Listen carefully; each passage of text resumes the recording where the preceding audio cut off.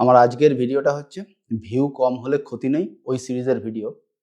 সত্যি কথা বলতে কি এই বইটা আমার বেশ ভালো লেগেছে। আর এই লেখকের নাম যদি আমি আগে পয়েন্ট আউট করতে পারতাম তাহলে আমার যে লেখকদের লিস্ট এসছিল সেই লিস্টে আমি নতুন লেখকদের ওই ক্যাটাগরিতে এই লেখকের নাম ঢুকিয়েও দিতাম। তো যাই হোক সেটা তো ভিডিও হয়ে গেছে, এখন আর কিছু করার নেই। তো এখন এই বইটা নিয়ে কথা বলবো।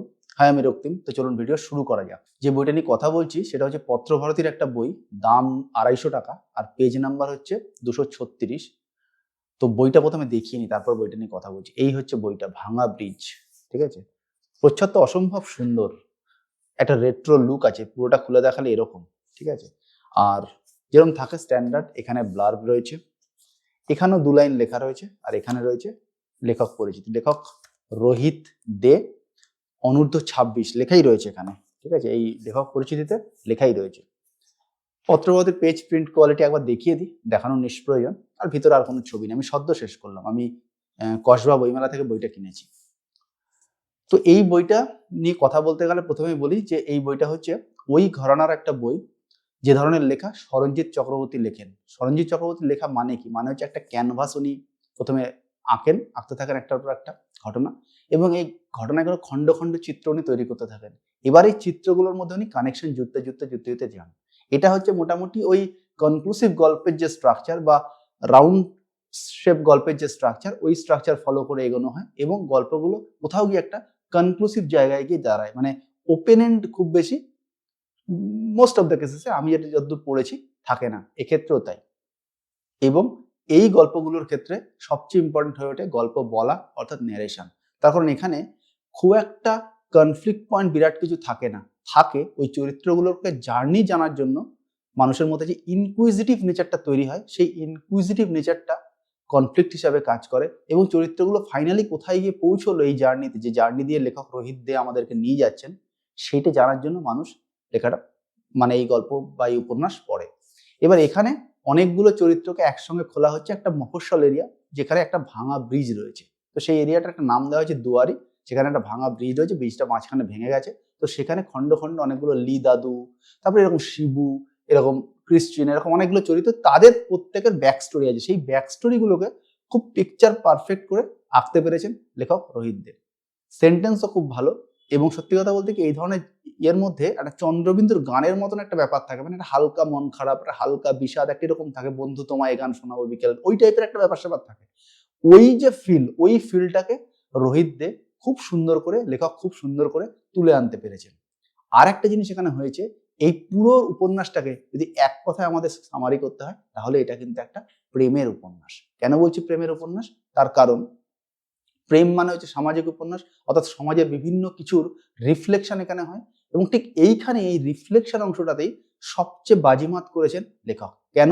তিনি বিভিন্ন যে রাজনৈতিক ইস্যু, ভোপাল গ্যাস ট্র্যাজেডি, এরকম বহু কিছু, কারখানার লক আউট হয়ে যাওয়া, এই সমস্ত কিছুকে উনি এর মধ্যে পাঞ্চ করতে পেরেছেন গল্পের মধ্যে, এবং গল্পের ছলে লেখক কিন্তু পাঠককে ওই বিষয়গুলোর ভিতরে ঢুকিয়ে দিতে পেরেছেন, এবং এইটা পারার ফলেই লেখাটা এক ধাপ উপরে উঠে গেছে। আমি খুব খুব দায়িত্ব নিয়ে বলছি, এই ধরনের প্রেমের উপন্যাস লেখার স্কিল কিন্তু এত কম বয়সে থাকা কিন্তু চারটিখানি কথা নয়। এবং আমি বলছি সেই ফ্যান বেসেরটাকে যদি একটা আমরা মানে পরিসংখ্যানগত বা সংখ্যাতত্ত্বের হিসাবে যদি একটা স্যাম্পল বলে ধরি, যে স্যাম্পলটা যে সরঞ্জিৎ চক্রবর্তীর কোর ফ্যান বেস, ওনার ক্রাউড পুলিং এর কোর ফ্যান বেস, সেই ফ্যান বেস যখন এই লেখকের কথা জানতে পারবে, তার একটা অংশ কিন্তু, ওই স্যাম্পলের একটা অংশ কিন্তু এই লেখকের দিকে ফ্লো হবেই হবে, এবং তার এই স্কিলটা রয়েছে, এটা ওই ঘরানার লেখা। শুধু আমি লেখাটার মধ্যে একটা ক্রিটিসিজম রয়েছে, সেটা হচ্ছে লেখাটার মধ্যে মানে সিনেম্যাটিক লাইসেন্সের ব্যবহারটা একটু আমার বেশি বলে মনে হয়েছে, যেটা আরেকটু কম করা যেত। ঠিক আছে, মানে সমস্ত জায়গায় দেখা যাচ্ছে চরিত্রগুলোর মধ্যে যখন একটা কনফ্লিক্ট হচ্ছে, বা চরিত্রগুলোর মধ্যে যখন একটা মানে অস্বস্তির কারণ হচ্ছে, সেই চরিত্রগুলো প্রত্যেক জায়গায় জিতে যাচ্ছে, এরকম কিছু কিছু অংশ দেখা যাচ্ছে। কিন্তু বাস্তবে সবাই সবসময় জেতে না। ওই জায়গাটাকে যদি একটু টোন ডাউন করা যেত, ওই জায়গাটাকে যদি একটু কমিয়ে আনা যেত, লেখাটা আরো বেটার হতে পারত।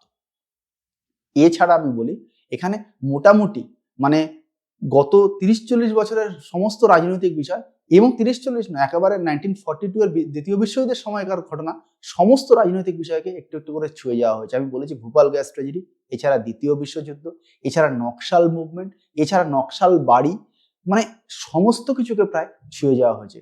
এবং এই লেখাটা পড়তে পড়তে আমি এটা বুঝতে পেরেছি শুধু মুড়ি ছোঁয়ার মতো করে ছুঁয়ে লেখক যাননি।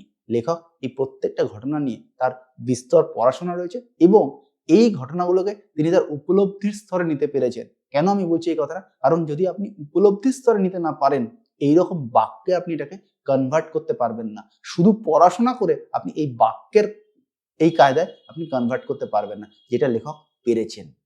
এবং আমি চাইবো, মানে আমি তো দেখুন লেখকদের লিস্ট বানিয়ে ফেলেছি, আগেই বললাম আমি আর এই লেখককে ঢোকাতে পারবো না, কিন্তু পরের বছরের আমার লেখকদের লিস্টে এবং নতুন ট্যালেন্ট হান্টে কিন্তু রোহিত দে জায়গা করে নিল, এই বিষয়ে কোনো সন্দেহ নেই। এবং আমি চাইবো আপনাদের জন্য এই বইটার উপর আলো ফেলতে। আপনারা দেখে নিন, কিনবেন কি কিনবেন না কমপ্লিটলি আপনাদের ডিসিশন, কিন্তু এই বইটার উপর আলো ফেলতে চাইবো। এবং যারা প্রেম ভালোবাসেন, এবং প্রেমের যেহেতু কোনো নির্দিষ্ট কোনো সংজ্ঞা হয় না, এখানে লেখক নিজেও বলেছেন ভূত, ভগবান এবং প্রেম, এই তিনটেকে মানুষ মানব সভ্যতা যাবত থেকে তৈরি হয়েছে ডিফাইন করার চেষ্টা করেছে, ডিজাইন করার চেষ্টা করেছে, কিন্তু কোনোদিন করে উঠতে পারেনি এবং পারবেনও না। লেখক ঠিকই বলেছেন, এটা পারবেনও না। কারণ প্রেমের কিন্তু, যেটা আমি এর আগেও বলেছি, যে প্রেমের কিন্তু নির্দিষ্ট কোনো স্ট্রাকচার হয় না, নির্দিষ্ট কোনো মেথড হয় না যে মেথডে আপনি প্রেমটাকে এক্সপ্রেস করতে পারবেন। সেই জিনিসটাই রোহিত দে কিন্তু বিভিন্ন ধরনের মানুষের যে প্রেমটাকে উনি এঁকেছেন, সেটাকে বিভিন্নভাবে এঁকেছেন। আপনারা পড়লেই বুঝতে পারবেন। তো আপনাদের জন্য আমার আলো ফেলা কাজ, একজন ইউটিউবার হিসেবে আমি আলোটা ফেললাম। আচ্ছা, এখানে একটা কথা বলি যে এই ভিউ কম হলে ক্ষতি নেই, বড় ভিডিওটার ভিউ কি থাকবে আমি খুব একটা কিছু বুঝতে পারছি না।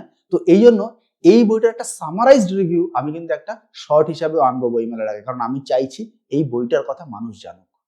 আমার এই ভিডিও ভালো লাগলে অবশ্যই একটা থামস আপ, চ্যানেল ভালো লাগলে সাবস্ক্রাইব। দেখা হবে পরের ভিডিও, ততদিন ভালো থাকবেন। টাটা।